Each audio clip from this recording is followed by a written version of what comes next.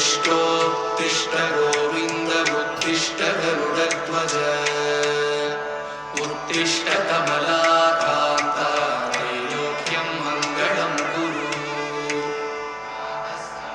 मातः समस्तजगतां मधुकैटभारे वक्षो विहारिणि मनोहर दिव्यमूर्ते श्रीस्वामि निश्चितजनप्रियदानशीले श्रीवेङ्कटेश दयिते तव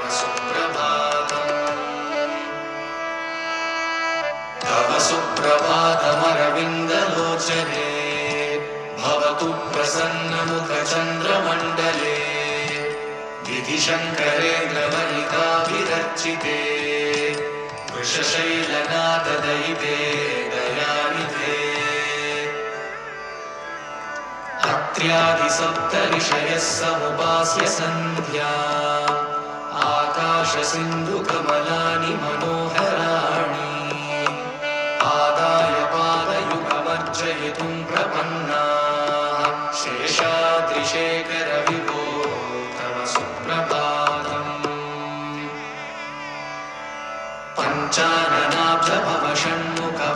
पञ्चाननाब्जभवषण्मुखवासवाद्याः त्रैविक्रमादिचरितं विबुधास्तु वन्दी भाषापतिः पठति वासरशुद्धिमाला शेषाद्रिशेखर विभो तव सुप्रभातम्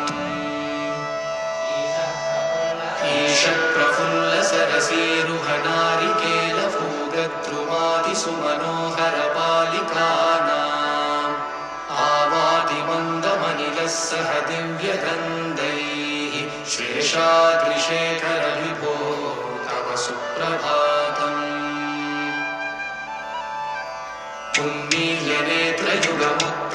उन्मील्यनेत्रयुगमुत्तमपञ्चरस्ताः पात्रावशिष्टकदलीफलपायसानि भुक्त्वा सलीलमथकेलिसुखाः पठन्ति शेषाद्रिशेखर विभो तव सुप्रभातम्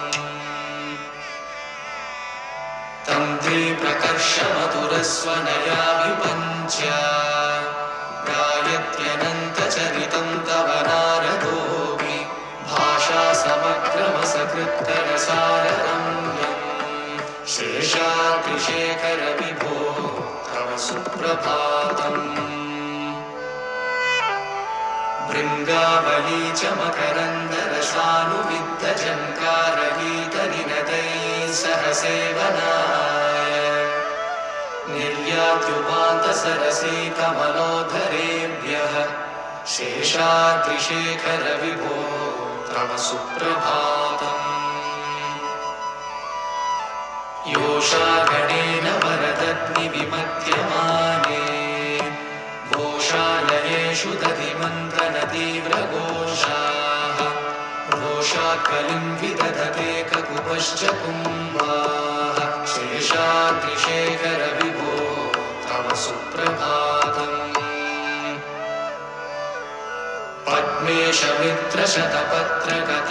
पद्मेशमित्रशतपत्रकतालिवर्गाः हर्तुं श्रियं कुवलयस्य निजाङ्गलक्ष्म्या घेरे निनादमिव बिभ्रतितीव्रनादम् शेषाद्रिशेखर विभो तव सुप्रभातम्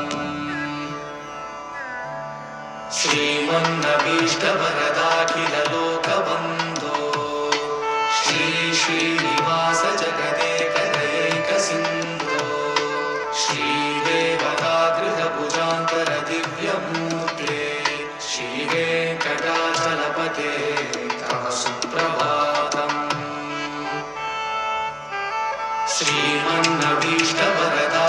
श्रीमन्नभीष्टवरदाखिललोकबन्धो श्री श्रीनिवास जगदेकदैकसिन्धो श्रीदेवतागृहभुजान्तर दिव्यमूर्ते श्रीवेङ्कटाचलपते तव सुप्रभातम्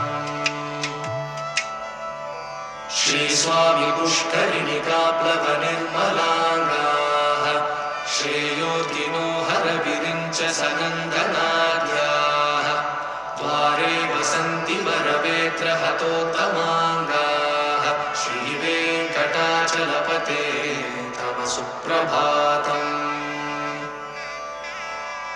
श्रीशेषशैलगरुडाचलवेङ्कटाद्रिनारायणाद्रिवृषभाद्रिवृषाद्रिमुख्या आख्यां त्वदीयवसतेर्निशं वदन्ति श्रीवेङ्कटाचलपते तव सुप्रभातम्। सेवापरा शिवसुरेश कृशानुधर्मरक्षोऽम्बुनाथ पवमानधनादिनाथाः भद्राञ्जलिप्रविलसन्निजशीर्षदेशाः श्रीवेङ्कटाचलपते तव सुप्रभातम्। धाटेषु ते विहंगराज मृगाधिराज नागाधिराज गजराज हयाधिराजाः स्वस्वाधिकारमहिमाधिकमर्दयन्ते श्रीवेङ्कटाचलपते तव सुप्रभातम्। सूर्येन्दुभौमबुधवाक्पतिताव्यसौरिस्वर्भानुकेतुदिविषक्परिषत्प्रधानाः त्वद्दासदासचरमावधिदासदासाः श्रीवेङ्कटाचलपते तव सुप्रभातम्। त्वत्पादधूलिभरितस्फुरितोत्तमाङ्गाः स्वर्गापवर्गनिरपेक्षनिजान्तरङ्गाः अल्पागमाकलनयाकुलतां लभन्ते श्रीवेङ्कटाचलपते तव सुप्रभातम्।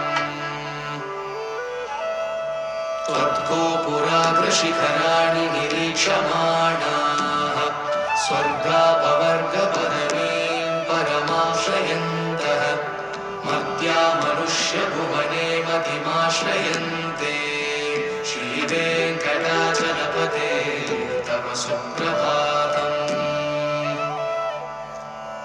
श्रीभूमिनायकदयादिगुणामृताब्धे देवादिदेव जगदेकशरण्यमूर्ते श्रीमन्ननन्तगरुडादिभिरर्चितान्ते श्रीवेङ्कटाचलपते तव सुप्रभातम्। श्रीपद्मनाभपुरुषोत्तमवासुदेव वैकुण्ठमाधव जनार्दन चक्रपाणि श्रीवत्सचिह्न शरणागत पारिजात श्रीवेङ्कटाचलपते तव सुप्रभातम्। कन्दर्पदर्पहर सुन्दर दिव्यमूर्ते कान्ताकुचाम्बुरुहकुट्मललोलदृष्टे कल्याणनिर्मलगुणाकर दिव्यकीर्ते श्रीवेङ्कटाचलपते तव सुप्रभातम्। मीनाकृते कमठकोलनृसिंहवर्णिन् स्वामिन् परश्वततपोधन रामचन्द्र शेषांशरामय गुणन्दन कल्किरूप श्रीवेङ्कटाचलपते तव सुप्रभातम्।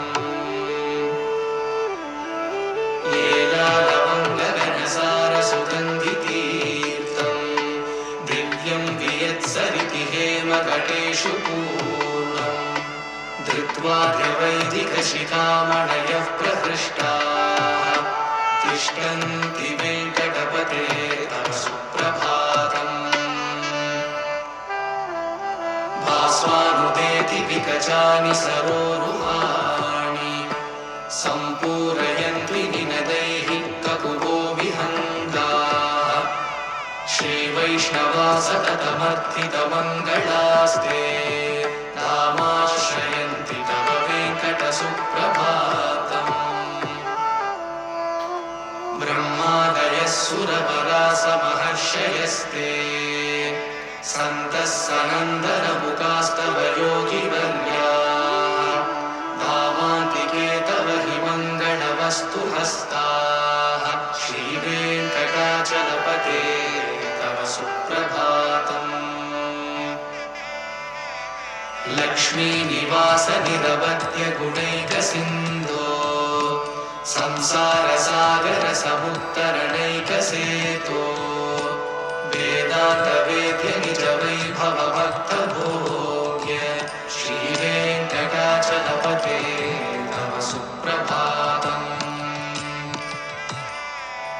लक्ष्मीनिवासनिरवद्यगुणैकसिन्धो संसारसागरसमुत्तरणैकसेतो वेदान्तवेद्यनिजवैभवभक्तभोग्य श्रीवेङ्कटाचलपते तव सुप्रभातम्।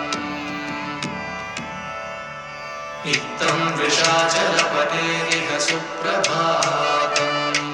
ये मानवाः प्रतिदिनं पठितुं प्रवृत्ताः तेषां प्रभातसमये स्मृतिरङ्गभाजा प्रज्ञां परार्थसुलभां परमां प्रसूते।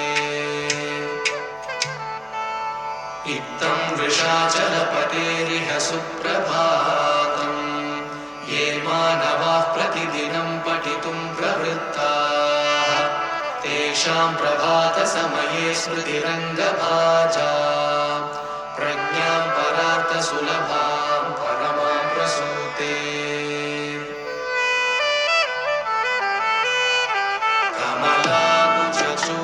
कमलाकुचूषुककुङ्कुमतो नियतारुणितातुलनीलतनो कमलायतलोचनलोकपते विजयी भव वेङ्कटशैलपते। कमलाकुचूषुककुङ्कुमतो नियतारुणितातुलनीलतनो कमलायतलोचनलोकपते विजयी भव वेङ्कटशैलपते।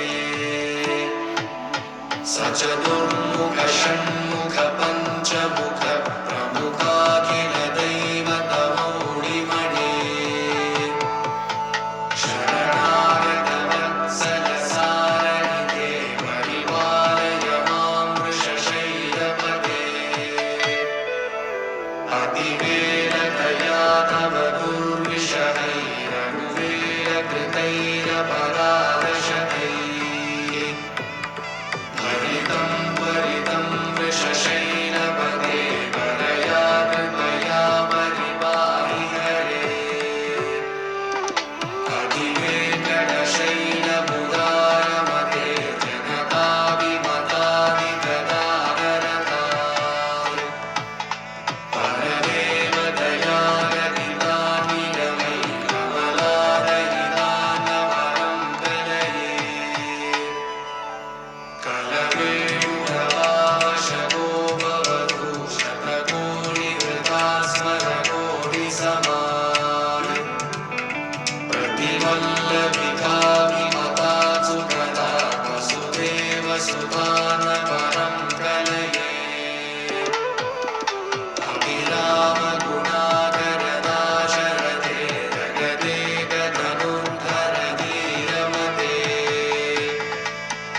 रघुनायक राम रमेश विभो वरदो भवदेव दयाजलधे। अवनीतदया कमनीयकरं रजनीचरचारुमुखाम्बुरुहम् रजनीचरराजतमोमिहिरं महनीयमहं रघुराममये। सुमुखं सुहृदं सुलभं सुकरं स्वनुजं च सुखाम्यममोघशरम्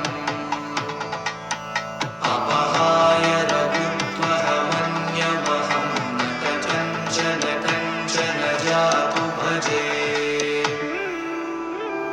विना वेङ्कटेशं ननाथो ननाथः सदा वेङ्कटेशं स्मरामि स्मरामि।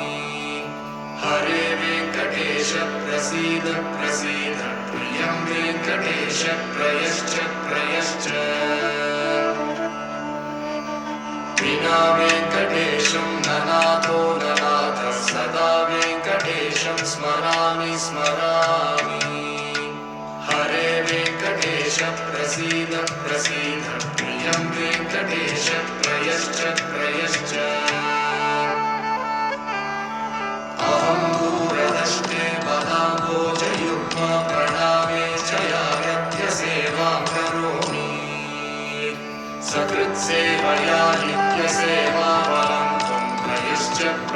प्रभो वेङ्कटेश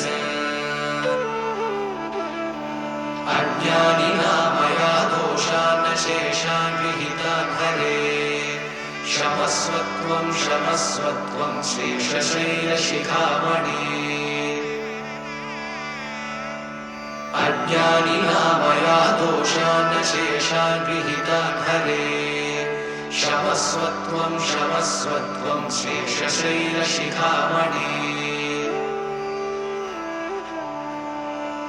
ईशानां जगतोऽस्य वेङ्कटपतेर्विष्णोर्परां प्रेयसी तद्वक्षस्थलनित्यवासरसिकां दक्षान्तिसंवर्धिनी पद्मालङ्कृतपाणिपल्लवयुगां पद्मासनस्थां श्रियम् वात्सल्यादिगुणोज्ज्वलां भगवतीं वन्दे जगन्मातरम् ईशानां जगतोऽस्य वेङ्कटपतेर्विष्णोर्परां प्रेयसी तद्वक्षस्थलनित्यवासरसिकां दक्षान्तिसंवर्धिनी पद्मालङ्कृतपाणिपल्लवयुगां पद्मासनस्थां श्रियम् वात्सल्यादिगुणोज्ज्वलां भगवतीं वन्दे जगन्मातरम् श्रीमन् कृपाजलनिदेशितसर्वलोकः सर्वज्ञशक्तनतवत्सल सर्वशेषिन् स्वामिन् सुशीलसुलभाश्रितपारिजात श्रीवेङ्कटेश शरणं शरणं प्रपद्ये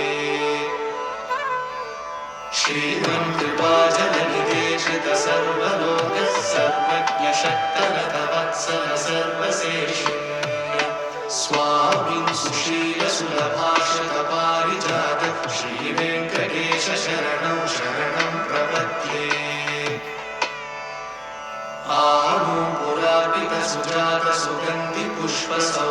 आनूपुरार्पितसुजातसुगन्धिपुष्पसौरभ्यसौरभकरौ समसन्निवेशौ सौम्यौ सदानुभवनेऽपि नवानुभाव्यौ श्रीवेङ्कटेश शरणं शरणं प्रपद्ये सद्यो विकासि समुदित्वरसान्द्रनागसौरभ्यनिर्भरसरोरुहसाम्यवार्ता सम्यक्षु साहसपदेषु विलेखयन्तौ श्रीवेङ्कटेश शरणं शरणं प्रपद्ये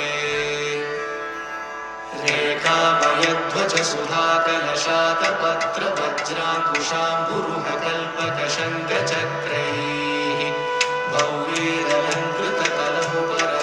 भव्येरलङ्कृतकलहुपरतत्त्वचिह्नैः श्रीवेङ्कटेश शरणं शरणं प्रपद्ये ताम्रोधराधुतिपराजितपद्मरागौ बाह्ये महोभिरविभूतमहेन्द्रनीलौ उद्यम्यकांशुभिरुदस्नशशाङ्कभासौ श्रीवेङ्कटेश शरणं शरणं प्रपद्ये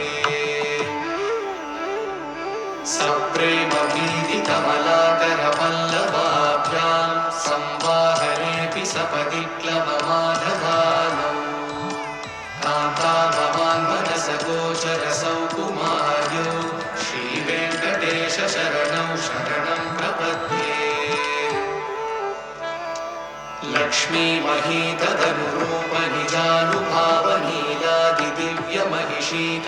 लक्ष्मीमहीतदनुरूपनिजानुभावनीलादिदिव्यमहिषीकरपल्लवानाम् आरुण्यसङ्क्रमणतक्किलसान्द्ररागौ श्रीवेङ्कटेश शरणं शरणं प्रपद्ये नित्यानमर्पिति शिवादिकिरीटगौलिः प्रत्युक्तदीप्तनवरत्नमहः प्ररोहैः नीराजनाभिधिमुदारमुपाददानौ श्रीवेङ्कटेश शरणं शरणं प्रपद्ये विष्णोपदे परमहित्युदितः प्रशंसौ यौमत्वमुत्स इति भोग्यतयाभ्युपातौ भूयस्ततेति तव पाणितलः प्रतिष्ठौ श्रीवेङ्कटेश शरणं शरणं प्रपद्ये पार्थाय तत्सदृशसारथिना त्वयैव यौ दर्शितौ स्वचरणौ शरणं व्रजेति भूयो मह्यमिहतौ करदर्शितौ ते श्रीवेङ्कटेश शरणौ शरणं प्रपद्ये मन्मूर्तिकालियफणे विकटाटकेषु श्रीवेङ्कटाद्रिशिखरे शिरसिश्रितीनां चित्तेऽप्यनन्यमनसां सममाहितौ ते श्रीवेङ्कटेश शरणौ शरणं प्रपद्ये अम्लानहृष्यधवनीतरकीर्णपुष्पौ श्रीवेङ्कटाद्रिशिखराभरणायमानौ आनन्दिताखिलमनोनयनौ तवैतौ श्रीवेङ्कटेश शरणौ शरणं प्रपद्ये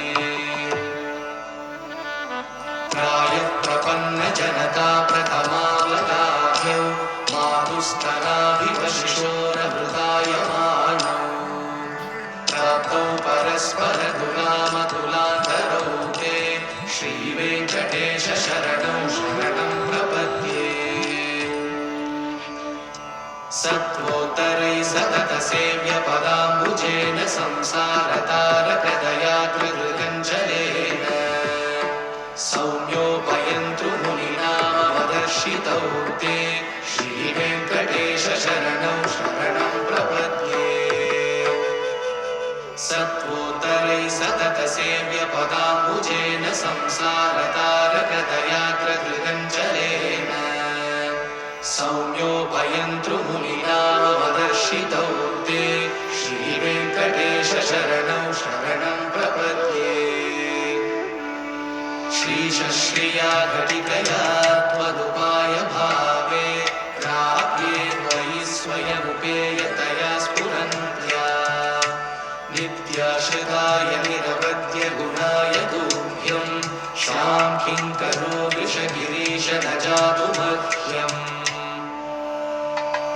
श्रीशश्रिया घटिकया त्वदुपाय भावे प्राप्ये त्वयि स्वयमुपेयतया स्फुरन्त्या नित्याश्रिताय निरवद्य गुणाय तुभ्यं शां किङ्करो वृषगिरीश न जातु मह्यम् श्रियकान्ताय कल्याणनिलये निलयेऽर्तिना श्रीवेङ्कटनिवासाय श्रीनिवासाय मङ्गलम् श्रियकान्ताय कल्याणनिलये निलयेऽर्तिना श्रीवेङ्कटनिवासाय श्रीनिवासाय मङ्गलम् लक्ष्मीसविभ्रमालोकशुभ्रुविभ्रमचक्षुषे चक्षुषे सर्वलोकानां वेङ्कटेशाय मङ्गलम्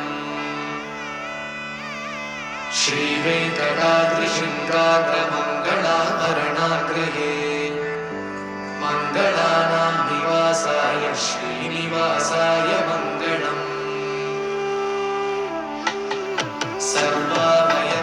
सर्वावयवसौन्दर्यसम्पदा सर्वचेतसा सदा सम्मोहनायास्तु वेङ्कटेशाय मङ्गलम् नित्याय निरवध्याय सत्यानन्दचिदात्मने सर्वान्तरात्मने श्रीमद्वेङ्कटेशाय मङ्गलम् स्वतः सर्वविदे सर्वशक्तये सर्वशेषिणे सुलभाय सुशीलाय वेङ्कटेशाय मङ्गलम् परस्मै ब्रह्मणे पूर्णकामाय परमात्मने प्रयुञ्जे वरदत्वाय वेङ्कटेशाय मङ्गलम्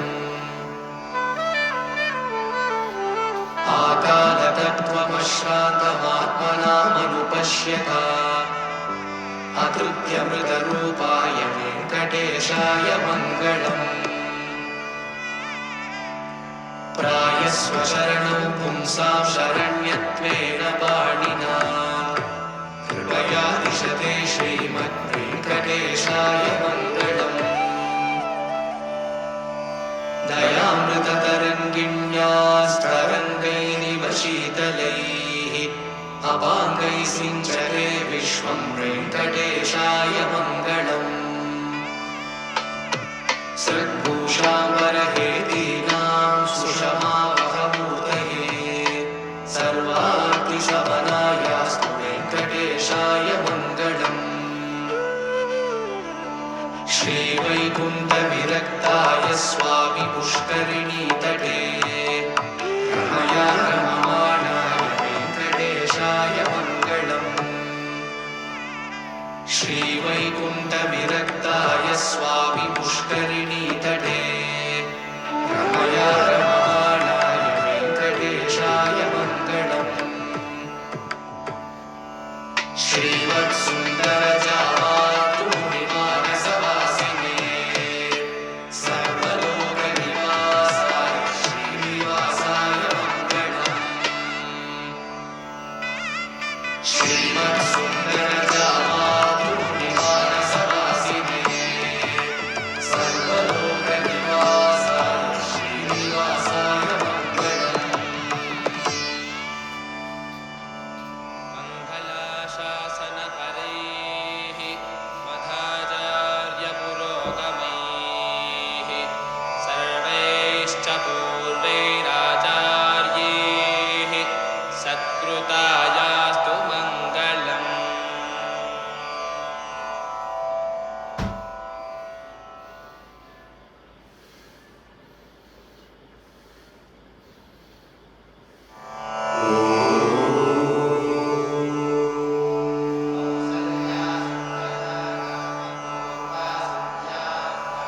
कौसल्या सुप्रजा रामपूर्वा सन्ध्या प्रवर्तते उत्तिष्ठ नरसार्दूल कर्तव्यं दैवमात्मिकम्। कौसल्या सुप्रजा रामपूर्वा सन्ध्या प्रवर्तते उत्तिष्ठ नरसार्दूल कर्तव्यं दैवमात्मिकम्। उत्तिष्ठोत्तिष्ठ गोविन्द उत्तिष्ठ गरुडध्वज उत्तिष्ठ कमलाकान्त त्रैलोक्यं मङ्गलं कुरु। मातः समस्तजगतां मधुकैटभारे वक्षो विहारिणि मनोहर दिव्यमूर्ते श्रीस्वामिनिश्रितजनप्रियदानशीले श्रीवेङ्कटेश दयिते तव सुप्रभातम्। तव सुप्रभातमरविन्दलोचने भवतु प्रसन्नमुखचन्द्रमण्डले विधिशङ्करेन्द्रवनिताभिरर्चिते वृषशैलनाथदयिते दयानिधे। अत्र्यादिसप्तऋषयः समुपास्य सन्ध्या आकाशसिन्धुकमलानि मनोहराणि आदाय पादयुगमर्चयितुं प्रपन्नाः शेषाद्रिशेखर विभो तव सुप्रभातम्। पञ्चाननाब्जभवषण्मुखवासवाद्याः त्रैविक्रमादिचरितं विबुधास्तु वन्दी भाषापतिः पठति वासरशुद्धिमाला शेषाद्रिशेखर विभो तव सुप्रभातम्। ईषत्प्रफुल्लसरसीरुहनारिकेलभूगद्रुमादिसुमनोहरपालिकानाम् आवादिमन्दमनिलः सह दिव्यगन्धैः शेषाद्रिशेखर विभो तव सुप्रभातम्।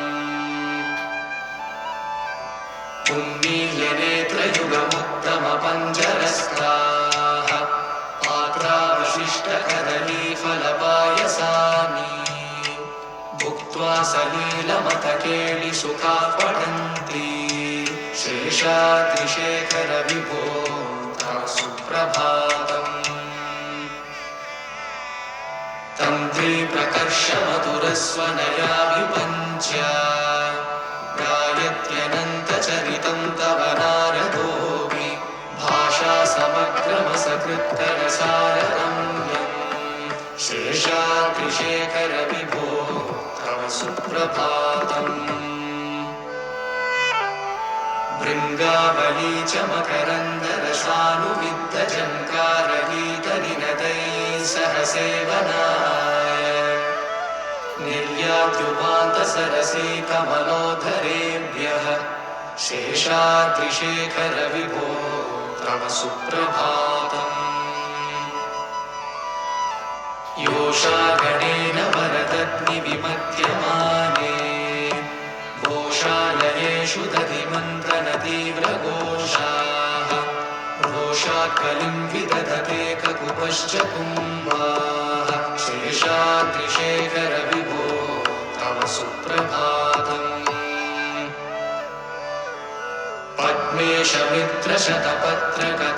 पद्मेशमित्रशतपत्रकतालिवर्गाः हर्तुं श्रियं कुवलयस्य निजाङ्गलक्ष्म्या धेरे निनादमिव बिभ्रतितीव्रनादम्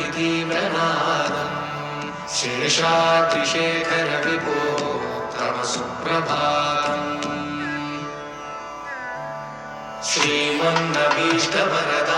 श्रीमन्नभीष्टवरदाखिललोकबन्धो श्री श्रीनिवास जगदेकदैकसिन्धो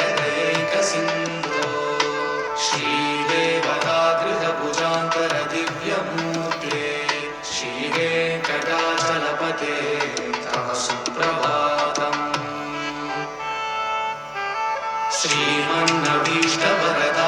श्रीमन्नभीष्टवरदाखिललोकबन्धो श्री श्रीनिवास जगदेकदैकसिन्धो श्रीदेवतागृहभुजान्तर दिव्यमूर्ते श्रीवेङ्कटाचलपते तव सुप्रभातम् श्रीस्वामी पुष्करिणिकाप्लवनिर्मलाङ्गाः श्रेयोर्तिनो हरविरिञ्च सनन्दनाद्याः द्वारे वसन्ति वरवेत्रहतोत्तमाङ्गाः श्रीवेङ्कटाचलपते तव सुप्रभातम्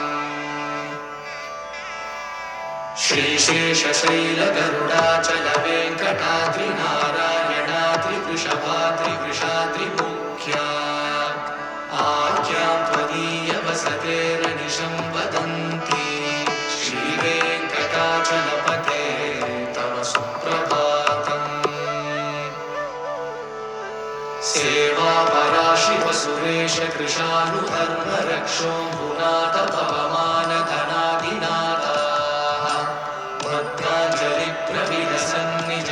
भद्राञ्जलिप्रविलसन्निजशीर्षदेशाः श्रीवेङ्कटाचलपते तव सुप्रभातम् घाटेषु ते विहंगराजमृगाधिराज नागाधिराज गजराज हयाधिराजाः स्वस्वाधिकारमहिमाधिकमर्दयन्ते श्रीवेङ्कटाचलपते तव सुप्रभातम्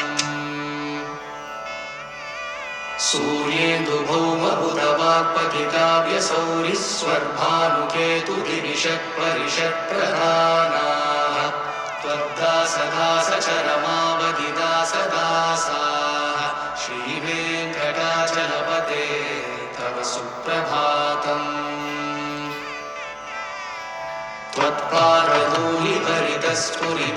त्वत्पादधूलिभरितस्फुरितोत्तमाङ्गाः स्वर्गापवर्गनिरपेक्षनिजान्तरङ्गाः अल्पागमाकलनयाकुलतां लभन्ते श्रीवेङ्कटाचलपते तव सुप्रभातम् त्वद्गोपुराग्रशिखराणि निरीक्षमाणाः स्वर्गापवर्गपदवीं परमाश्रयन्तः मर्त्या मनुष्यभुवने मतिमाश्रयन्ते श्रीवेङ्कटाचलपते तव सुप्रभातम्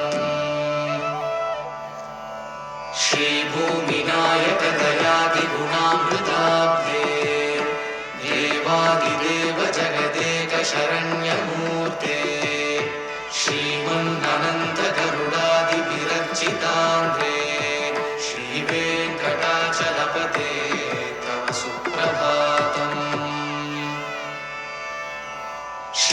पद्मनाभ पुरुषोत्तम वासुदेव वैकुण्ठ माधव जनार्दन चक्रपाणि श्रीवत्स चिह्न शरणागत पारिजात श्रीवेङ्कटाचलपते सुप्रभातम्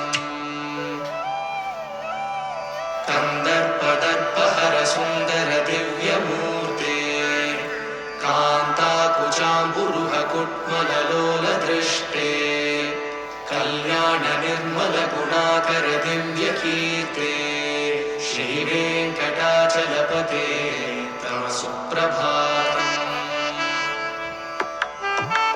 नीलाकृते कमठकोलनृसिंहवर्णिन् स्वामिन् परश्वत तपोधन रामचन्द्र शेषांश रामय गुणन्दन कल्किरूप श्रीवेङ्कटाचलपते तव सुप्रभातम्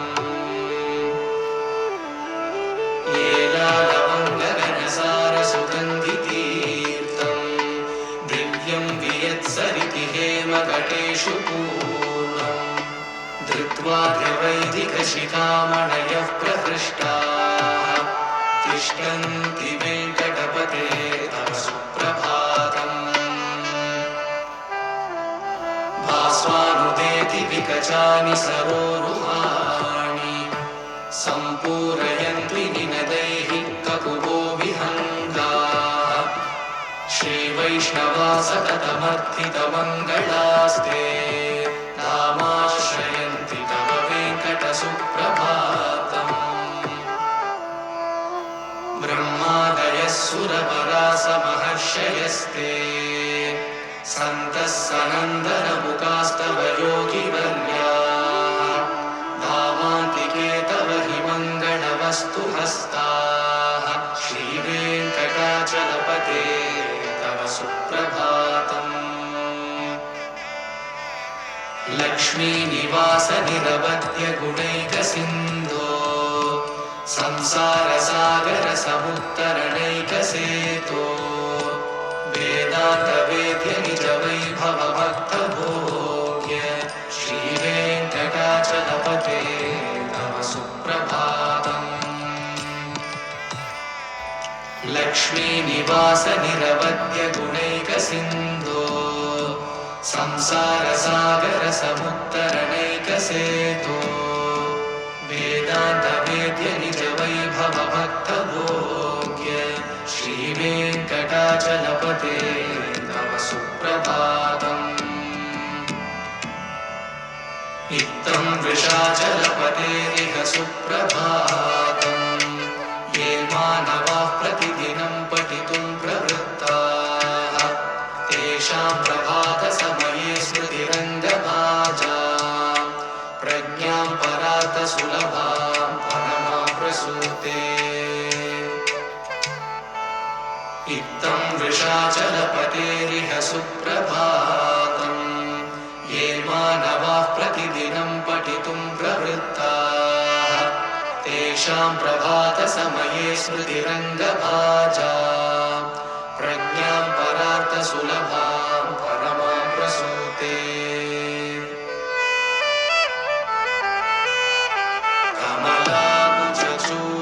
कमलाकुचूषुककुङ्कुमको नियतारुणितातुलनीलतनो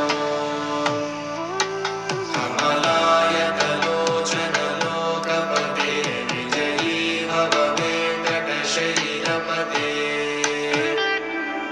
कमलाकुचूषुककुङ्कुमको नियतारुणितातुलनीलतनो कमलायतलोचनलोकपते विजयी भव वेङ्कटशैलपते सचतुर्मुख षण्मुख पञ्चमुख प्रमुखाखिल दैवतमौढिमणे शरणागत वत्सल सारनिधे परिपालय मां वृषशैलपते अतिवेलतया तव दुर्विषहैरनुवेलकृतैरपराधशतैः भरितं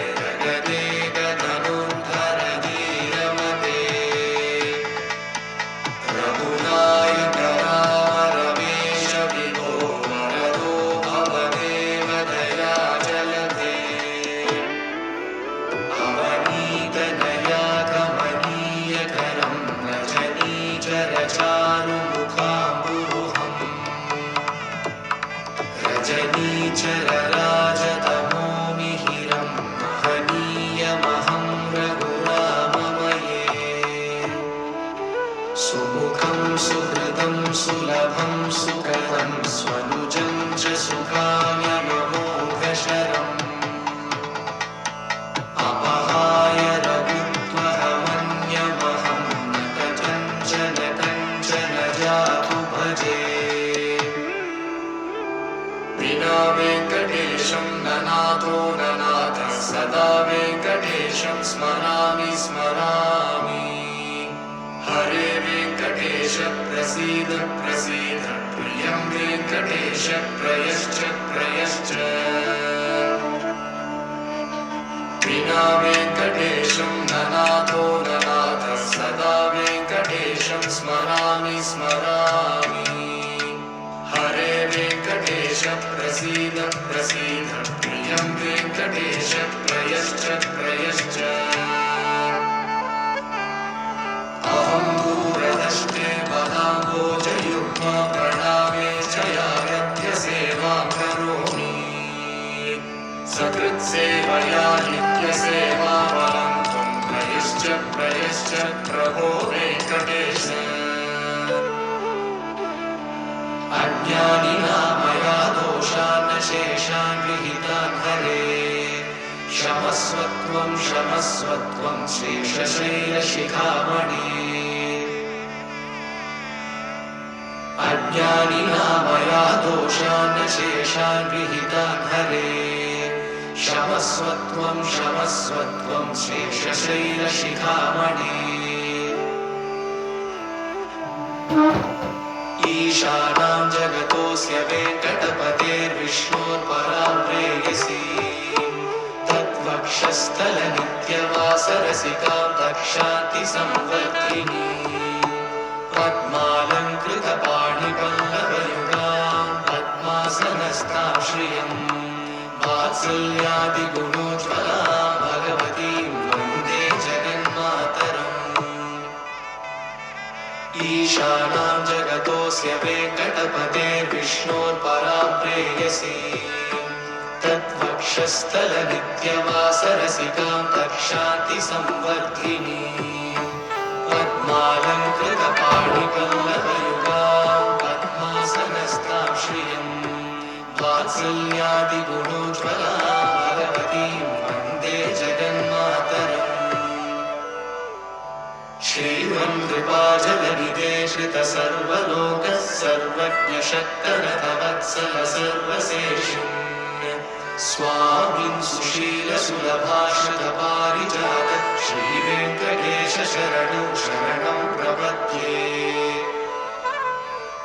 श्रीवं कृपाजलनिदेशितसर्वलोकः सर्वज्ञशक्तरथवत्सल सर्वशेषिन् स्वामिन् सुशीलसुलभाश्रितपारिजातः श्रीवेङ्कटेश शरणं शरणं प्रपद्ये